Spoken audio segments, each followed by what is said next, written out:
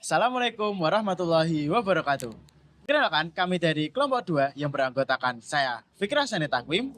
Saya Muhammad Naufal Amaluli Susatyo. Saya Muhammad Ramdi Abdul Nugroho. Saya Naufal Danau Rizky. Saya Satria Fani. Dan saya Zeki Aulia. Pada kesempatan kali ini kita akan menjelaskan tentang sistem tenaga kelistrikan yang ada di gedung Politeknik Negeri Semarang, ya tepatnya yaitu ada di gedung Sekolah 2. Kita saksikan berikut ini. That means you're extra.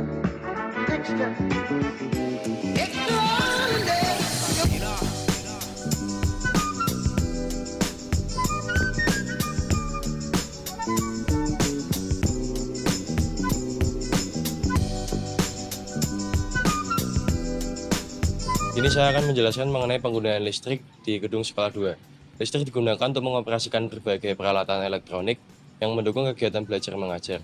Salah satu perangkat utama adalah lampu yang berfungsi sebagai sumber pencahayaan agar ruang kelas memiliki penerangan yang cukup sehingga proses belajar dapat berlangsung dengan nyaman. Selain itu terdapat komputer yang digunakan oleh dosen dan mahasiswa untuk mengakses materi pembelajaran, membuat presentasi, serta mencari informasi melalui internet. Untuk menjaga kenyamanan suhu ruangan digunakan juga kipas angin dan AC yang membantu menjaga sirkulasi udara dan membuat suasana kelas lebih sejuk. Pada sistem AC terdapat unit indoor yang berada di dalam ruangan untuk menghembuskan udara dingin, serta unit outdoor yang berada di luar gedung untuk membuang panas. Gedung juga dilengkapi dengan jaringan Wi-Fi yang memungkinkan akses internet untuk menunjang pembelajaran. Selain itu, terdapat printer untuk mencetak dokumen pembelajaran dan administrasi. Dalam kegiatan presentasi, digunakan juga proyektor yang dibantu dengan speaker agar materi dan suara dapat disampaikan dengan jelas kepada seluruh mahasiswa. Selain menunjang pembelajaran, listrik juga digunakan untuk sistem keamanan melalui CCTV yang dipasang di beberapa titik gedung untuk memantau aktivitas dan menjaga keamanan lingkungan sekolah. Pembangkit listrik adalah fasilitas yang berfungsi untuk mengubah berbagai sumber energi menjadi energi listrik yang dapat digunakan oleh masyarakat. Bagian utama sistem pembangkit listrik adalah 1. Turbin sebagai penggerak mula, dan kedua yaitu generator sebagai pembangkit listrik. Nah, macam-macam pembangkit listrik itu ada PLTA, pembangkit listrik tenaga air, PLTU, pembangkit listrik tenaga uap, PLTG, pembangkit listrik tenaga gas, PLTGU, pembangkit listrik tenaga gas dan uap, PLTN, pembangkit listrik tenaga nuklir, PLTD, pembangkit listrik tenaga diesel, PLTS, pembangkit listrik tenaga surya, PLTB, pembangkit listrik tenaga bayu atau angin, PLTT, pembangkit listrik tenaga tidal atau ombak.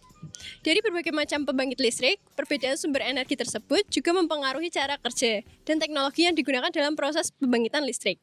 Di Jawa Tengah, terdapat beberapa pembangkit listrik besar yang memasok kebutuhan listrik, seperti PLTGU Tabelorok, PLTU Tanjung Jati B yang ada di Jepara, dan PLTU Batang.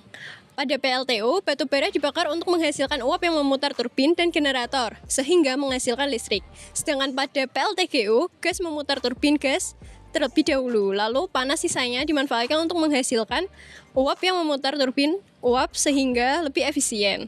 Listrik yang dihasilkan kemudian disalurkan melalui jaringan milik PLN atau perusahaan listrik negara hingga sampai ke berbagai konsumen, seperti gedung sekolah 2 ini. Di sini saya akan menjelaskan proses distribusi listrik dari PLN hingga digunakan pada gedung sekolah 2 Polines. Sistem distribusi listrik pada sebuah gedung dimulai dari sumber listrik milik PLN yang berada pada jaringan distribusi sekitar lokasi bangunan. Listrik yang disalurkan oleh PLN umumnya berada pada tegangan menengah sekitar 20 kV. Dari jaringan distribusi tersebut, listrik dialirkan menuju trafo milik bangunan. Trafo berfungsi untuk menurunkan tegangan 20 kV menjadi tegangan rendah yang sesuai untuk pemakaian di gedung, yaitu sekitar 380 atau 220 volt.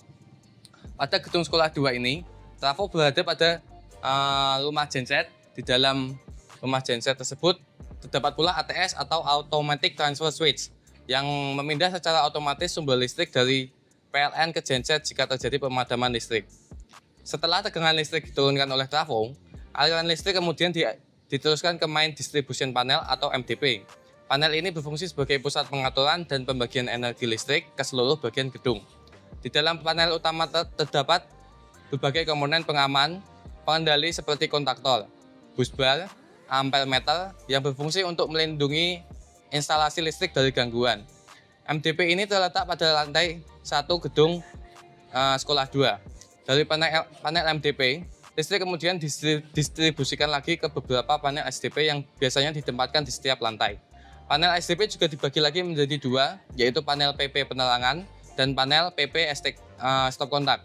Selanjutnya dari panel tersebut, listrik disalurkan melalui jaringan kabel instalasi menuju titik-titik pemakaian di dalam gedung seperti lampu, saklar, stop kontak, maupun peralatan listrik lainnya.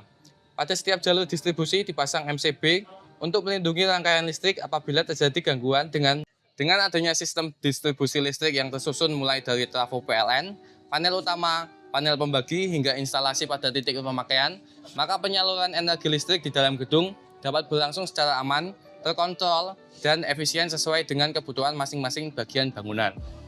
Selanjutnya kita akan membahas tentang tegangan yang ada di gedung Sekolah 2 Politeknik Negeri Semarang. Untuk tegangan yang berada di dalam gedung Sekolah 2 Politeknik Negeri Semarang itu adalah AC atau alternating current. Yang mana gedung tersebut menggunakan AC karena yang pertama kemudahan dalam menaik turunkan tegangannya, bisa menggunakan trafo. Jadi semisal membutuhkan untuk efisiensi bisa diturunkan untuk tegangannya, dan semisal membutuhkan untuk tegangan yang lebih tinggi bisa dinaikkan tegangannya. Dan juga beberapa alat yang berada di dalam gedung Sekolah 2 Politeknik Negeri Semarang itu disetting untuk tegangan arus AC. Jadi maka dari itulah gedung Sekolah 2 menggunakan tegangan listriknya yaitu AC. Perjalanan aliran energi listrik diinisiasi melalui infrastruktur SUTET. SUTET merupakan sistem yang mentransmisikan daya dengan level tegangan yang sangat masif, berkisar antara 275 hingga 500 kV. Peningkatan tegangan pada tingkat ekstrim ini bertujuan utama untuk meminimalisasi rugi daya atau susut energi selama proses transmisi jarak jauh antar kota. Secara fisik, infrastrukturnya menggunakan menara baja yang dirancang menjulang tinggi guna memenuhi standar regulasi keselamatan kerja dan proteksi lingkungan sekitar. Setelah menempuh jarak yang jauh, aliran listrik akan memasuki gardu induk untuk diturunkan tegangannya menjadi 70 hingga 150 kV yang kemudian disalurkan melalui SUTT atau saluran udara tegangan tinggi. SUTT berfungsi sebagai penghubung antara sistem transmisi utama dengan gardu-gardu induk di berbagai titik perkotaan sebelum tegangannya kembali diturunkan ke taraf tegangan menengah.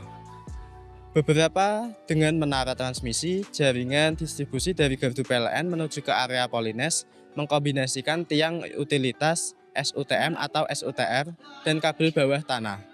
Secara spesifik, instalasi kelistrikan yang mengarah ke gedung Sekolah 2 ini murni menggunakan sistem saluran bawah tanah. Metode tertanam ini dipilih untuk melestarikan estetika lanskap kampus sekaligus menjamin keandalan sistem yang lebih tinggi terhadap gangguan eksternal seperti cuaca ekstrim atau dahan tumbang. Sebagai konklusi pasokan energi listrik yang menunjang aktivitas akademik di gedung Sekolah 2 Politeknik Negeri Semarang telah melalui proses transmisi yang terstruktur secara berlapis dimulai dari SUTET hingga SUTT untuk efisiensi transfer jarak jauh dan pada akhirnya didistribusikan di area kampus secara terpusat melalui instalasi bawah tanah yang andal, aman, dan memadai. Di sini saya akan menjelaskan secara singkat mengenai jenis pelanggan PLN dan jenis beban listrik yang ada di Gedung Sekolah 2. Gedung Sekolah 2 jurusan akuntansi di Politeknik Negeri Semarang termasuk dalam kategori pelanggan PLN golongan sosial atau pendidikan karena digunakan pendidikan dan pelayanan akademik. Pada umumnya, gedung pendidikan menggunakan golongan tarif S atau sosial atau P pemerintah tergantung pada status pengelola institusi. Sebagai institusi pendidikan negeri, kebutuhan listrik di gedung ini digunakan untuk mendukung kegiatan belajar mengajar, administrasi, serta operasional fasilitas gedung. Dan untuk jenis beban listrik yang terdapat pada gedung sekolah ini, umumnya terdiri dari beberapa kelompok. Yang pertama adalah beban penerangan, yaitu pada lampu untuk ruang kelas, laboratorium komputer, koridor, dan area luar gedung yang berfungsi memberikan pencahayaan. Dan yang kedua adalah beban peralatan elektronik seperti komputer, printer, proyektor, dan perangkat jaringan yang digunakan dalam kegiatan pembelajaran. Pendingin ruangan seperti AC atau kipas angin yang berfungsi menjaga kenyamanan ruang belajar. Selain itu, terdapat juga beban pendukung lainnya seperti stop kontak untuk peralatan lab komputer, sistem suara, seperti peralatan keamanan seperti CCTV. Terima kasih. Itu tadi presentasi dari kelompok kami. Sekian, terima kasih sudah menonton.